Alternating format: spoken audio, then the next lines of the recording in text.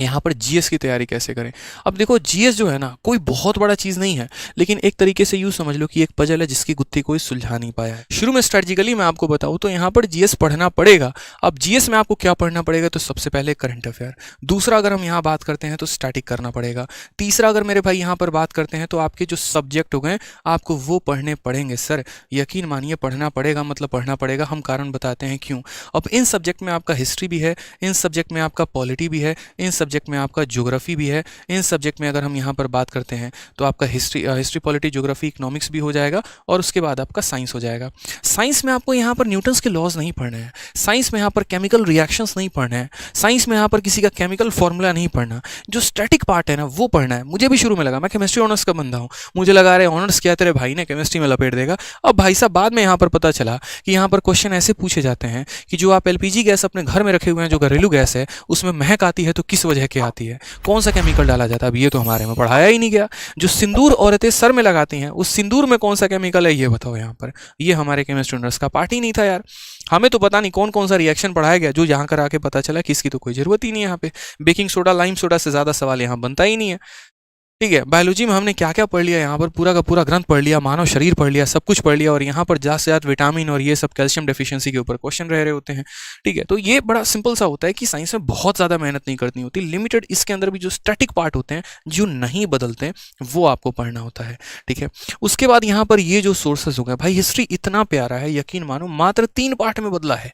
एक आपका हो गया एंशियंट, दूसरा आपका हो गया मॉडर्न, और तीसरा आपका हो गया मेडिएवल। आप पूरी हिस्ट्री क्यों उठाते हो, मत उठाओ ना, आप कोई एक पार्ट यहाँ पर उठा लो। जैसे मानो आप एंशियंट आपकी इच्छा नहीं हो रही, आप यार मॉडर्न हिस्ट्री से शुरू कर लो, क्या दिक्कत है, मेडिएवल से शुरू कर लो, गांधीयन एरा से शुरू कर लो, दिल्ली सल्तनत से शुरू कर लो। शुरू तो करो यार, कहीं से तो शुरू करो मेरे भाई, कहीं से।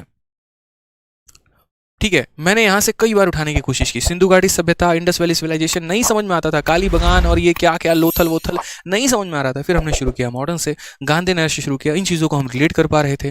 ठीक है, तो यहाँ से एक एक करके पॉइंट्स बनाने शुरू किए, याद करना शुरू किया। तो शुरू करना पड़ेगा, एक बार में कभी नहीं होगा। मैं कह रहा हूँ 10 बार चित के पट हो जाओगे, उठाओगे लूसेंट पटक दोगे, उठाओगे पटक दोगे, उठाओगे अपना कोर्स पटक दोगे, लेकिन एट द एंड फिर पकड़ना पड़ेगा, फिर पढ़ना पड़ेगा। पॉलिटी है, ठीक है, 5 आर्टिकल आपको याद है और आपके पेपर में 6ठा आर्टिकल आ गया, किसकी गलती है ये बताओ, आपकी गलती है, एग्जामिनर की गलती नहीं है, क्योंकि सीधा तौर पे है कि आपको कम से कम 20 से 25 आर्टिकल तो याद होने चाहिए। अब 5 आपने याद किए तो आपकी भूल है ना, आपने 15 अमेंडमेंट याद करके चले गए, और मान लीजिए 16वां अमेंडमेंट पूछ लिया गया जो आपको पता ही नहीं था। यहाँ पर मिनी कॉन्स्टिट्यूशन वाला पूछ लिया गया कि कौन से अमेंडमेंट को मिनी कॉन्स्टिट्यूशन कहते हैं, और वो आपको पता ही नहीं है। सर आपने 5 ईयर प्लान पढ़कर गए, और 5 ईयर प्लान पढ़ के जाने के बाद वहाँ पे ऐसा हुआ कि सर आप उसमें जान ही नहीं पा रहे हैं कि यहाँ पर फलाने प्लान जो हुआ था उसमें क्या आया हुआ था। मान लीजिए कि आपने पहला दूसरा तीसरा प्लान पढ़ा जो हर किसी को पता है, चौथे प्लान के बारे में आपको पता ही नहीं, और क्वेश्चन वहीं से आ गया। ठीक है, हरित क्रांति की शुरुआत किसने की, व्हाइट रिवॉल्यूशन किसने शुरू किया, यहाँ पर किस चीज़ को व्हाइट रिवॉल्यूशन कहा जाता है, गोल्डन रिवॉल्यूशन किसके लिए आया था, ग्रीन रिवॉल्यूशन किसके लिए आया था, येलो रिवॉल्यूशन किसके लिए आया था, पता ही नहीं है। सर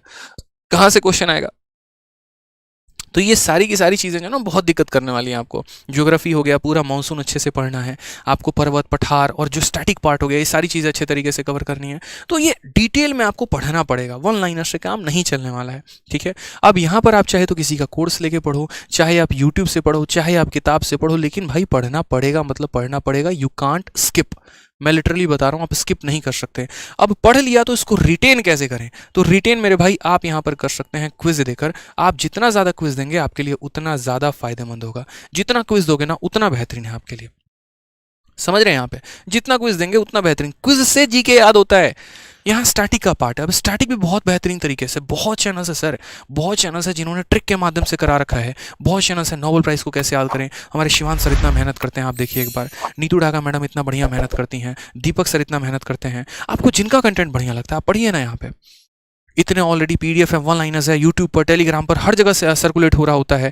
कितने सारे लोग हैं इंडस्ट्री में जो अच्छा काम करते हैं, फ्री में स्टैटिक की 600 700 पन्ने की यहाँ पर पीडीएफ बनाकर, किताब बनाकर आप लोगों तक पहुँचाते हैं। मटेरियल तो है आपके हाथ में, अब आप ही नहीं पढ़ेंगे तो दुनिया में आपको कौन आगे बढ़ाने वाला है, बढ़ा ही नहीं सकता कोई यहाँ पे। ठीक है, तो इसके ऊपर भी आपको काम करना है कि जीएस में बहुत तगड़ी पकड़ बना के चलनी है।